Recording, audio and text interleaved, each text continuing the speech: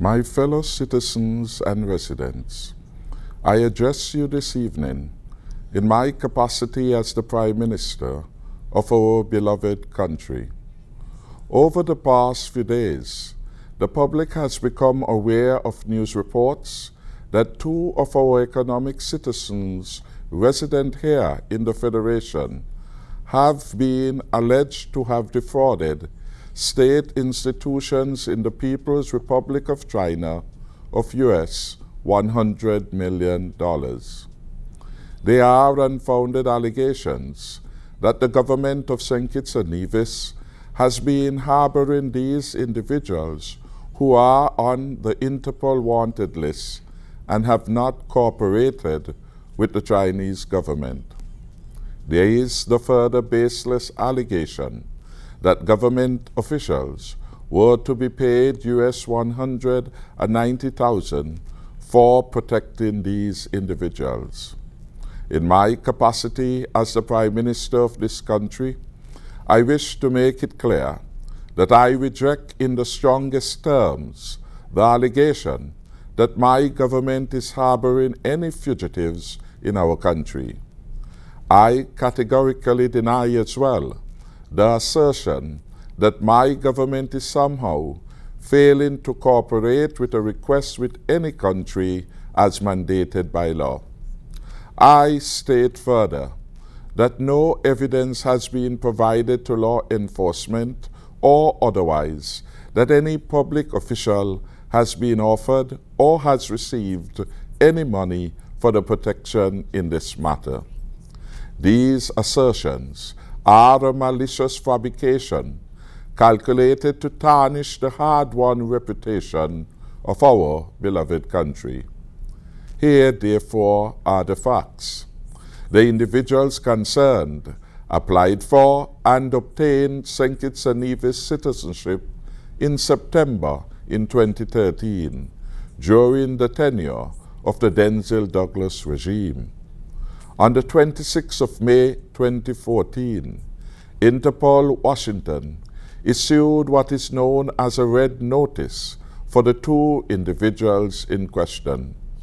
On the face of the red notice, it is clearly stated that it was circulated to the media, including the Internet. The red notice is a request to locate and provisionally arrest an individual pending extradition in accordance with national laws. This red notice stated, quote, "Please apply provisional arrest in conformity with national laws and applicable bilateral and multilateral treaties." On the 22nd July 2014, the Interpol office in Washington, D.C. advised the authorities in St. Kitts that the individuals in question were traveling to St. Kitts and gave details of travel times, flight numbers, showing that the individuals were to arrive into St. Kitts and British Airways Flight 2157 at 1540 hours via Antigua. The authorities of the day were asked to take action. My fellow citizens and residents, it is significant to note that at all material times, the Prime Minister and Minister of National Security then was no other than Dr. Denzil Douglas. Dr. Denzil Douglas was fully informed by St. Kitts and Nevis Police of the Interpol red notice and that these individuals were to arrive into St. Kitts and British Airways, but absolutely no action was taken. No effort was made to deny these individuals permission to land in St. Kitts and Nevis. No effort was made to initiate any proceedings against or in relation to these individuals. No steps whatsoever were taken in relation to the Interpol red notice by the Douglas administration. Since 2014, therefore, the family has resided in St. Kitts and Nevis undisturbed. Just a few weeks ago, This matter was brought up for the first time to my government by one of our OECS neighbors, which has diplomatic relations with the People's Republic of China. Information was informally provided to the government of St. Kitts and Nevis in relation to the extradition of the individuals to China. We intend always to act responsibly as a member of the international community. St. Kitts and Nevis is a nation of laws. As a government, we adhere to and respect at all times the rule of law. Requests for legal assistance are governed by the Mutual Assistance in Criminal Matters Act. This act outlines the procedure for cooperation in criminal matters between St. Kitts and Nevis and Commonwealth countries. China is not a Commonwealth country.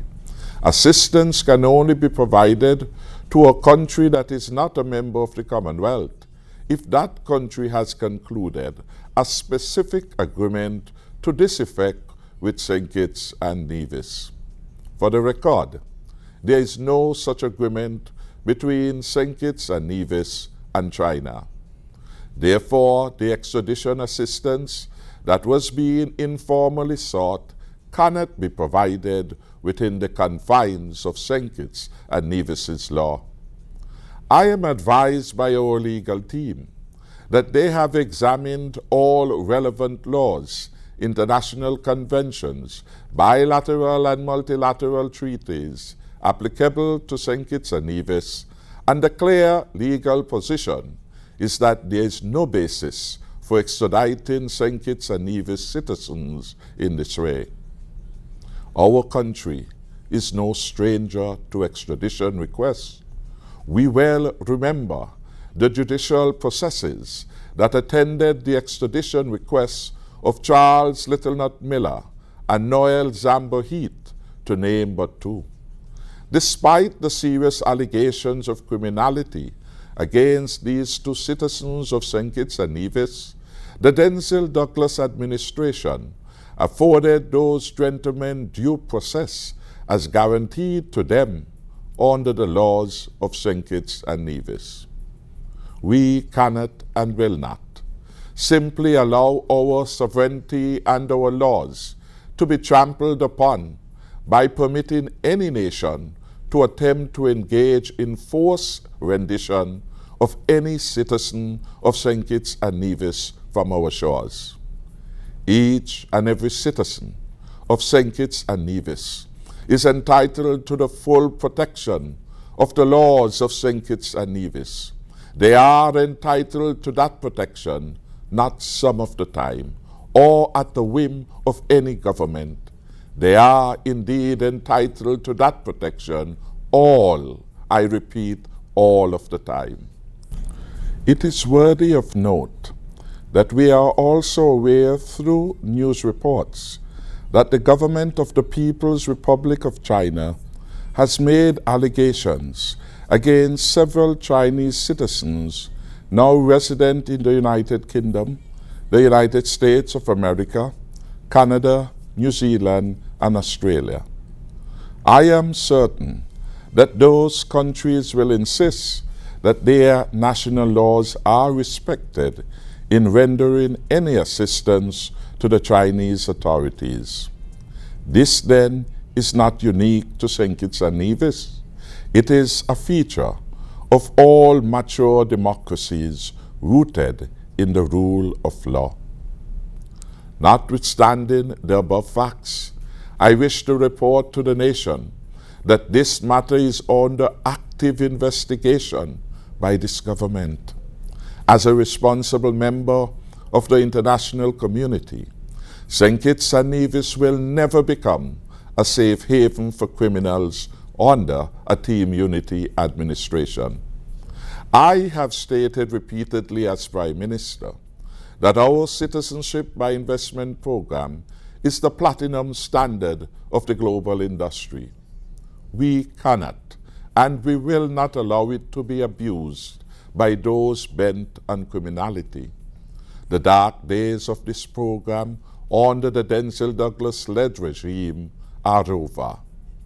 Your government has therefore instructed the relevant law enforcement and investigative agencies to investigate the claims against these individuals so that we can determine if there is a legal basis to strip them of the privilege of having the citizenship of St. Kitts and Nevis and the great honor of being holders of our country's passport. As this investigation unfolds, active steps are already being taken by our law enforcement authorities within the bounds of St. Kitts and Nevis law.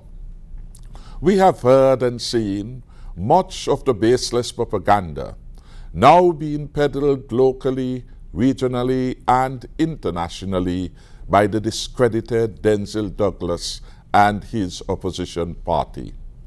This government, which I have the honor to lead, is not concerned with the noise. We well know who granted these individuals their citizenship and who ignored the Interpol red notice sent to them directly. We well know who removed the place of birth field from our passport, leading to the dreaded FinCEN advisory and the cruel imposition on our people of visa requirements to enter Canada. We well know that news reports claim that Alizera Moghadam paid US $1 million for a diplomatic passport. And we well know too that Arthur Porter, a Canadian fugitive and close friend of Denzil Douglas, was granted St. Kitts and Nevis citizenship.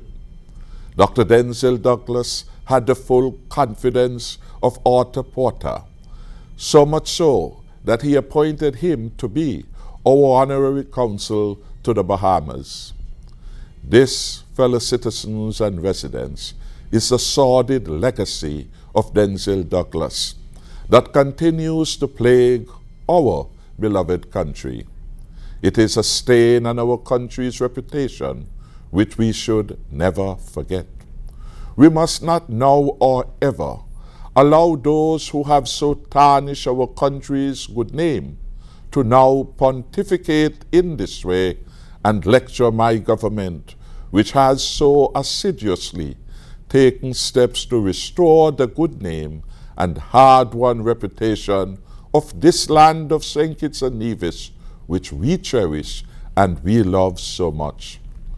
On the 16th of February 2015, our people voted for a government of national unity, and your government took immediate steps to turn around the citizenship by investment program. What did we do? We met with international partners, hired the international due diligence firm IPSA to do an intensive review and a look back at thousands of citizenship applications previously granted. Some have been found to be problematic and corrective action was taken. We have comprehensively implemented the reforms suggested by IPSA. We have hired new additional due diligence firms of high international repute. We have increased partnerships with friendly governments such as the United States of America, the United Kingdom, Canada, and the European Union. We have commanded high praise from the IMF, the Caribbean Development Bank, the Eastern Caribbean Central Bank, and other international partners. We believe that we have one of the best programs in the world today, which remains the Rolls-Royce of the global industry.